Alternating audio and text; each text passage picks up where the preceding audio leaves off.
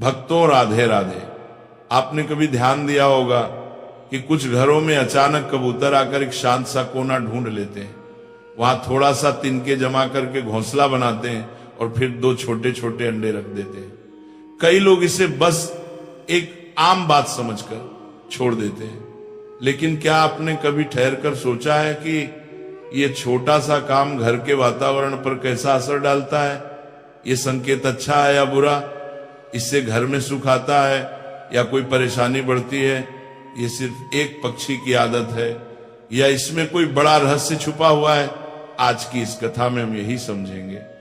आखिर जब घर में कबूतर अंडे दे जाए तो वास्तव में क्या बदलाव आते हैं? लेकिन जवाब सीधा बताना आसान होता है, समझना मुश्किल। इसलिए हम इसे कहानी के रूप में जानेंगे ताकि हर व्यक्ति चाहे पढ़ा लिखा हो या ना हो, इस बात को दिल से समझ सके। कई लोग कहते हैं कि कबूतर अंडे दे जाए तो बहुत शुभ होता है, घर में शांति आती है। कुछ कहते हैं कि यह अशुभ है, यह समस्या का संकेत है। कुछ लोग मानते हैं कि कबूतर शांति और प्रेम का प्रतीक है, इसलिए उसका घर में अंडे देना घर की ऊर्जा के ठीक होने का इशारा है। वहीं दूसरी तरफ कुछ लोग चिंतित हो जाते हैं और कहते हैं कहीं ये हम पर कोई बोझ तो नहीं डाल गया। आपने भी देखा होगा, कबूतर जहां अंडे देता है वहां रोज जाता है, बैठता है और अपने अंडों की रक्षा करता है। फिर कुछ दिनों बाद उन अंडों से 2 छोटे से बच्चे निकल आते हैं। वे बच्चे कुछ समय तक वहीं रहते हैं, फिर उड़ जाते हैं। लेकिन इस दौरान क्या आपने देखा है कि घर के लोगों के जीवन में क्या हो रहा होता है? क्या घर में खुशी बढ़ती है? क्या तनाव कम होता है?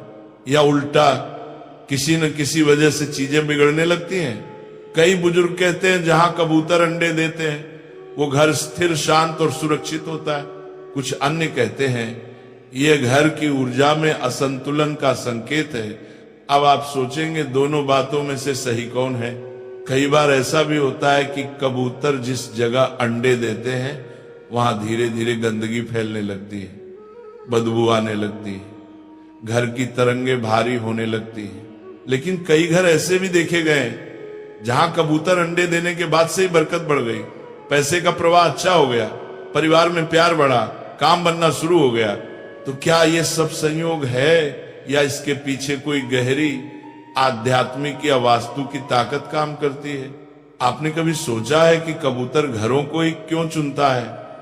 वो जंगल भी जा सकता है, पेड़ों पर भी घर बना सकता है, लेकिन वो इंसान के घर को चुनता है। ऐसा क्यों? क्या ये कोई अदृश्य संकेत है?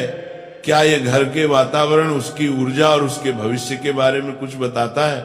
कुछ लोग कहते हैं कि जब कबूतर बार बार आपके घर आ रहा है तो इसका मतलब है कि आपका घर शांत है, सुरक्षित है और वहां की हवा उसे पसंद है, यानी घर की तरंगे सकारात्मक हैं। लेकिन जब वही कबूतर अंडे देकर चला जाए, उसके बाद लगातार घर में चिंता, तनाव या नुकसान होने लगे, तब मन में एक छोटा सा सवाल उठता है, आखिर ये क्या हो रहा है? क्या आपने कभी गौर किया है कि जब कबूतर अंडे दिए होते हैं तब आपके घर में कैसी घटनाएं घट रही होती हैं? कहीं परिवार में झगड़े बढ़ रहे हैं, कहीं पैसे का नुकसान हुआ, कहीं अचानक बीमारी आई, या फिर उल्टा घर में कोई खुशखबरी आई, नौकरी मिली, नया काम शुरू हुआ। इन सारी बातों को समझने के लिए कहानी बहुत जरूरी है। एक बार की बात है, हिमालय की ऊंचाई पर बसे शांत, पवित्र और दिव्य कैलाश पर्वत पर भगवान शिव गहन ध्यान में लीन थे। चारों ओर गहरी शांति थी। वातावरण इतना शांत था कि सिर्फ हवा की मंद आवाज और ध्यान की ऊर्जा का कंपन महसूस होता था। दिव्यता की कोने की 12 के उसी समय आकाश मार्ग से अपनी वीणा बजाते हुए देवर्षि नारद कैलाश पर पहुंचे। नारद मुनि हमेशा हर लोक में घूमते रहते हैं और जहां भी कोई रहस्य या सवाल होता है वहां पहुंच जाते हैं। आज उनकी जिज्ञासा उन्हें सीधे भगवान शिव के पास ले आई थी। नारद जी शिव के चरणों में झुके और विनम्रता से बोले, जय शिव शंभु, नमः शंभु। हे देवाधिदेव, आज मैं आपके पास एक विशेष प्रश्न लेकर आया हूं। भगवान शिव ने धीरे धीरे नेत्र खोले। उन्होंने नारद जी की ओर देखा और शांत स्वर में कहा, देवर्षि आपका स्वागत है, कहिए आप कौन सी जिज्ञासा लेकर आए हैं। नारद जी बोले, भगवान मैं जब पृथ्वीलोक में भ्रमण कर रहा था तब मैंने अनेक घरों में एक विशेष बात देखी। कुछ घरों में कबूतर आते हैं, घोंसला बनाते हैं और फिर अंडे देते हैं, वहां रहकर कुछ दिन तक अपने बच्चों की देखभाल करते हैं।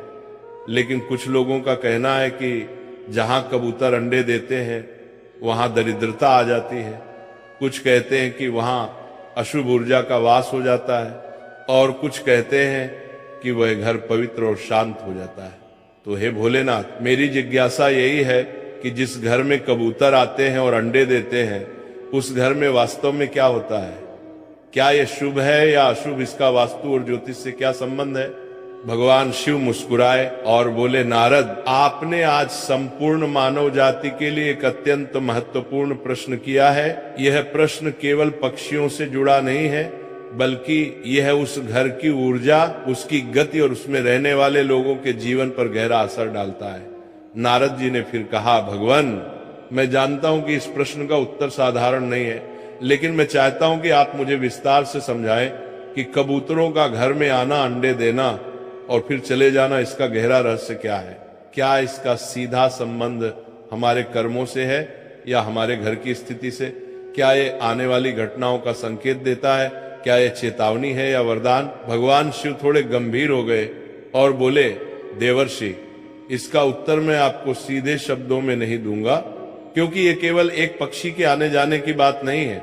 इसके पीछे जीवन के कई संकेत छुपे हुए हैं जो हर गृहस्थ के जीवन को प्रभावित करते हैं। मैं आपको एक कथा के माध्यम से इस प्रश्न का उत्तर दूंगा, क्योंकि बिना कथा के इसका भाव और गहराई समझना कठिन होगा। लेकिन उससे पहले मैं आपको कुछ बातें समझाना चाहता हूं। नारद जी ध्यानपूर्वक भगवान शिव की ओर देख रहे थे। भगवान शिव आगे बोले, देवर्षि जब कोई पक्षी, विशेष रूप से कबूतर, किसी घर में आता है और अंडे देता है तो वो उस स्थान की ऊर्जा को महसूस करके ही वहां ठहरता है। ये कोई संयोग नहीं होता। घर की दिशा, उसमें बहने वाली हवा, वहां की नमी, ध्वनि और कंपन, ये सब किसी जीव को आकर्षित करते हैं, और जब वह जीव वहां अंडे देता है तो वो उस ऊर्जा के साथ जुड़ जाता है। नारद जी ने सहमति में सिर हिलाया और कहा, तो इसका अर्थ ये हुआ कि कबूतर का अंडा देना सिर्फ एक प्राकृतिक प्रक्रिया नहीं बल्कि ऊर्जा का संकेत है। भगवान शिव बोले, बिल्कुल देवर्षि, परंतु ये ऊर्जा सकारात्मक है या नकारात्मक, इसका निर्धारण कई बातों पर निर्भर करता है, जैसे उस घर के लोगों का व्यवहार, उनका सोचने का तरीका, उनका कर्म और उनके घर की वास्तु स्थिति। नारद जी की उत्सुकता अब और बढ़ गई थी। उन्होंने पूछा, भगवान क्या यह भी संभव है कि किसी घर में अगर नकारात्मक ऊर्जा हो तो कबूतर वहां अंडे देने नहीं आते, या यदि वे आ जाए तो उनके अंडे देना किसी प्रकार की चेतावनी हो? भगवान शिव बोले, यह भी संभव है, लेकिन हर स्थिति में अर्थ अलग होता है। इसीलिए मैं आपको ये सब एक कथा के माध्यम से विस्तार से समझाऊंगा। कथा के माध्यम से मैं आपको यह भी बताऊंगा कि कबूतरों का घर में आना किस प्रकार जीवन की दिशा को बदल सकता है, कभी शुभ तो कभी अशुभ। नारद जी बोले, भगवान मैं आपकी कथा सुनने को पूरी तरह तैयार हूं। कृपया मुझे वह ज्ञान दें जिससे मैं इस रहस्य को पूर्ण रूप से समझ सकूं और आगे जाकर इसे लोकहित में बांट सकूं। भगवान शिव बोले, देवर्षि कथा आरंभ करने से पहले मैं चाहता हूं कि आप इस विषय को गहराई से समझने के लिए अपना मन एकाग्र करें, क्योंकि यह केवल कहानी नहीं होगी, यह जीवन के उन संकेतों का ज्ञान है जिसे लोग अक्सर अनदेखा कर देते हैं। नारद जी ने मुस्कुराकर कहा, भगवान मैं तैयार हूं, आप जो उचित समझे कृपया वह कथा आरंभ कीजिए। बहुत समय पहले की बात है, उत्तर भारत के एक छोटे से गांव में एक गरीब किसान रहता था। नाम था रघुनाथ। रघुनाथ का जीवन बहुत ही साधारण था। वह मिट्टी का बना हुआ छोटा सा घर, टूटी फूटी चारपाई, एक पुराना चूल्हा और 2 समय की रोटी के लिए खेत में मेहनत करने वाला इंसान था।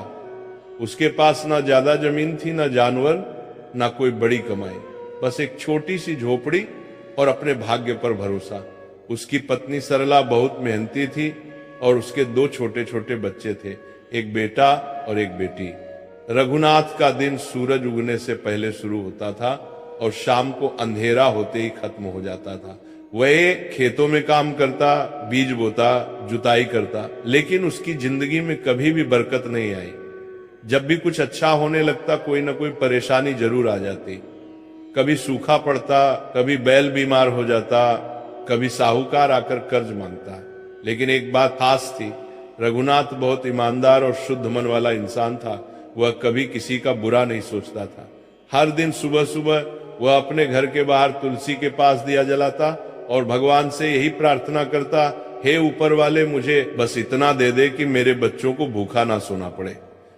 एक दिन की बात है, गर्मी के दिन थे। रघुनाथ खेत से लौटकर घर आया। उसने देखा कि घर की छत पर कोने की एक लकड़ी के बीम के पास कुछ सूखी टहनियां और पत्ते जमा है। उसने पहले ध्यान नहीं दिया, लेकिन अगले दिन देखा कि वहां एक कबूतर बैठा है। फिर धीरे धीरे 2 कबूतर वहां आने लगे। दिन बीतते बीतते उन्होंने वहां घोंसला बना लिया। सरला ने रघुनाथ से कहा, देखो जी, कबूतर ने हमारे घर में घोंसला बना लिया है। अब लगता है ये यही रहने वाले हैं। रघुनाथ ने मुस्कुराकर कहा, रहने दो इन्हें, ये भी तो भगवान के जीव हैं। शायद हमारे घर की शांति इन्हें अच्छी लगी हो। कुछ दिन बाद सरला ने देखा कि घोंसले में 2 अंडे रखे हैं। अब कबूतर रोज आते, बैठते जाते, उनके गुटर गूं की आवाज पूरे घर में गूंजती रहती। घर में कुछ अजीब सा बदलाव महसूस हो रहा था। रघुनाथ और सरला दोनों ये समझ नहीं पा रहे थे कि ये बदलाव अच्छा है या बुरा। पहले कुछ दिनों तक उन्हें ऐसा लगा कि शायद कुछ अच्छा होने वाला है, लेकिन फिर धीरे धीरे समस्याएं बढ़ने लगी। सबसे पहले रघुनाथ के खेत में बोए गए बीज अचानक सूखने लगे। फिर उसका बेटा बुखार से बीमार हो गया और दवाई लाने के लिए जो थोड़ा बहुत पैसा था वो भी खर्च हो गया। कुछ ही दिनों में घर में खाने के लाले पड़ने लगे। रघुनाथ सोच में पड़ गया, क्या यह सब उन कबूतरों के आने से हो रहा है? क्या यह कोई संकेत है? लेकिन उसके माँ ने कहा, नहीं, ये तो बस संयोग है। कबूतर क्या करेंगे किसी का बुरा, ये तो शांति के प्रतीक है। लेकिन गांव के कुछ बुजुर्गों ने कहना शुरू कर दिया, रघुनाथ, तेरे घर कबूतर अंडे दे रहे हैं, ये अच्छा नहीं है, ये दरिद्रता का संकेत है, जल्दी से वह घोंसला हटा दे।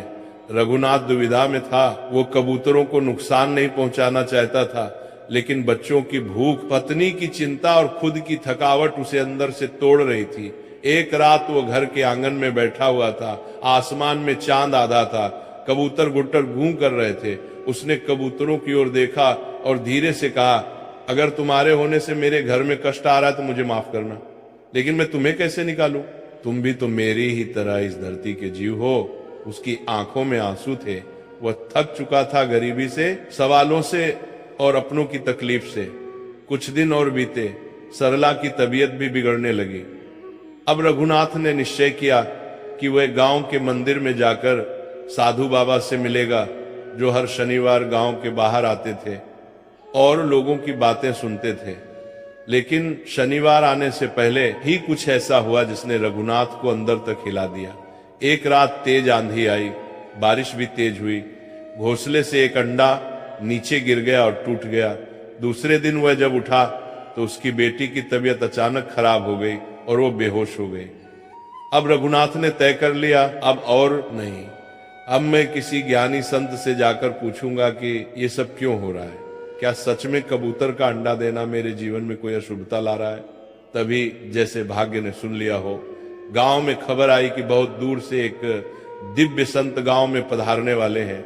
वह किसी को नहीं मिलते, लेकिन जिन्हें वो बुला लेते हैं उनके जीवन का अंधेरा खुद ब खुद हट जाता है। सुनते ही रघुनाथ की आंखों में उम्मीद की किरण जागी। वह मन ही मन सोचने लगा, अगर वे संत हमारे गांव आएंगे तो मैं उनके चरणों में बैठकर अपनी बात कहूंगा। चाहे मुझे कितनी भी भीड़ में खड़ा रहना पड़े, मैं उनके पास जरूर जाऊंगा। और जैसे ही वह दिन आया, पूरा गांव उनकी एक झलक पाने के लिए मंदिर की ओर दौड़ा। रघुनाथ भी भीड़ में था। अब कथा के उस मोड़ पर आते हैं जहां गांव में पधारे दिव्य संत जी और रघुनाथ अपनी सारी पीड़ा, अपने सारे प्रश्न लेकर उनके चरणों में जाकर बैठा। मंदिर के बाहर बड़ी भीड़ थी, लेकिन संत जी ने जब अपनी आंखें खोली तो उनकी दृष्टि सीधे रघुनाथ पर पड़ी। वे मुस्कुराए और अपने हाथ से संकेत किया, बेटा आओ, मुझे तुमसे कुछ कहना है। रघुनाथ कांपते हुए भीड़ को चीरता हुआ उनके पास गया और उनके चरणों में झुक गया उसकी आंखों में आंसू थे। रघुनाथ बोला, महाराज मैं बहुत दुखी हूं, मेरे घर में कबूतरों ने घोंसला बनाया, अंडे दिए और उसके बाद से मेरे जीवन में जैसे दुखों का पहाड़ टूट पड़ा, खेत बर्बाद हो गए, बच्चा बीमार हो गया, पत्नी की तबीयत भी खराब है। कुछ लोग कहते हैं कि कबूतर का अंडा देना अशुभ होता है, लेकिन मैं समझ नहीं पा रहा कि सच क्या है। कृपा करके मुझे मार्ग दिखाइए। संत जी ने उसकी बात ध्यान से सुनी, फिर शांत स्वर में बोले, बेटा ये प्रश्न सिर्फ तुम्हारा नहीं है, ये प्रश्न तो आज हर उस व्यक्ति का है जिसके घर में कोई पक्षी, खासकर कबूतर आकर अंडा देता है। लोग बिना सोचे समझे उसे शुभ या अशुभ मान लेते हैं, लेकिन सच्चाई इससे कहीं गहरी है। सुनो ध्यान से, मैं तुम्हें 3 बातों के माध्यम से इसका उत्तर दूंगा। सबसे पहली बात यह समझो कि जो बातें समाज में फैली हैं वे हमेशा पूरी तरह सही नहीं होती। कोई कहे कि कबूतर का अंडा अशुभ है तो कोई कहे शुभ है, लेकिन दोनों ही बातों के पीछे पूरा सत्य नहीं होता।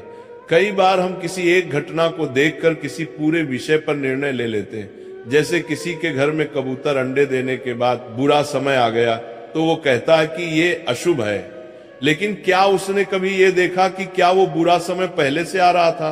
क्या उसके घर में पहले ही कुछ गलतियां हो रही थी?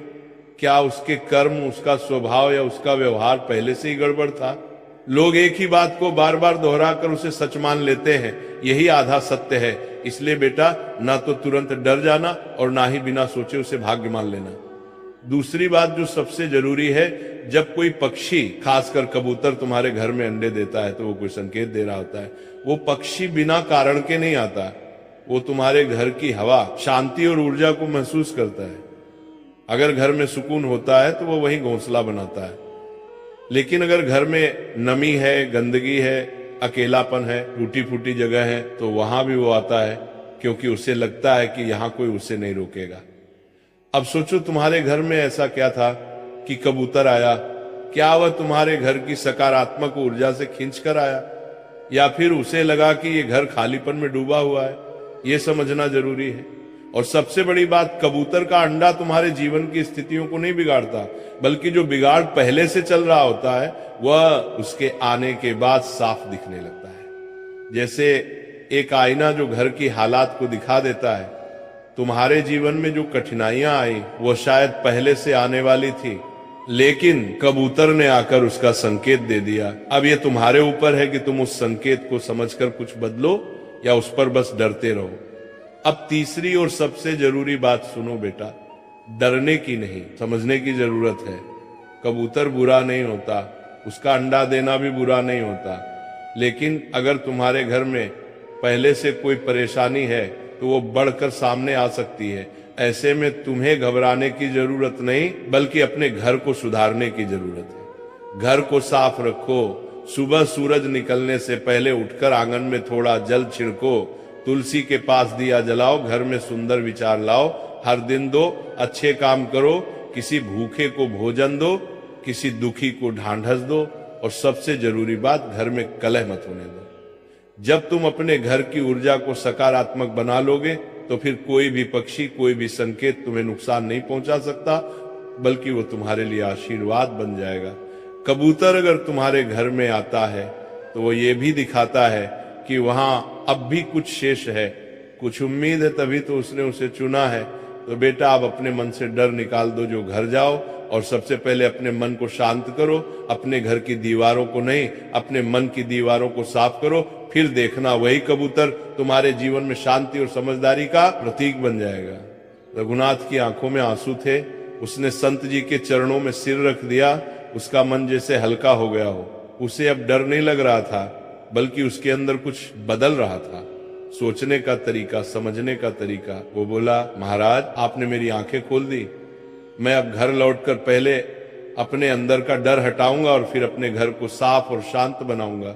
संत जी ने मुस्कुराकर आशीर्वाद दिया और कहा, जाओ बेटा अपने जीवन को समझो और संवारो, यही सच्चा उपाय है। भगवान शिव कथा समाप्त करते हुए नारद जी की ओर देखते हैं और मुस्कुराकर कहते हैं, नारद जी अब मैं उम्मीद करता हूं कि तुम्हारे सभी प्रश्नों का उत्तर मिल गया होगा, अब तुम्हारे मन में कोई संशय नहीं बचा होगा। नारद जी ने दोनों हाथ जोड़ते हुए भावुक होकर कहा, प्रभु आज आपने मेरी आंखें खोल दी, अब मुझे समझ में आ गया कि हर संकेत को डर की नजर से नहीं, समझ की नजर से देखना चाहिए। आपने जो बताया वो न केवल मेरी जिज्ञासा का उत्तर था, बल्कि समस्त मानव जाति के लिए एक सीख है। अब ये ज्ञान मैं पूरी दुनिया तक पहुंचाऊंगा। अगर आपके घर में कभी कबूतर आकर अंडे दे तो घबराइए मत, डरिए मत, ये मत सोचिए कि अब आपके जीवन में दरिद्रता आ जाएगी या बुरा समय आएगा। सच्चाई यह है कि कबूतर अंडा देना कोई अभिशाप नहीं होता, ये सिर्फ एक संकेत होता है, या तो आपके घर की शांति की, और या फिर ये बताने के लिए कि अब आपको अपने जीवन और घर के वातावरण को थोड़ा और सुधारने की जरूरत है। समझदारी यही है कि डरने के बजाय सोचें, सुधारें और सकारात्मक बने। जब मन और घर दोनों शुद्ध होंगे तो जीवन में सुख और शांति खुद ब खुद आ जाएगी।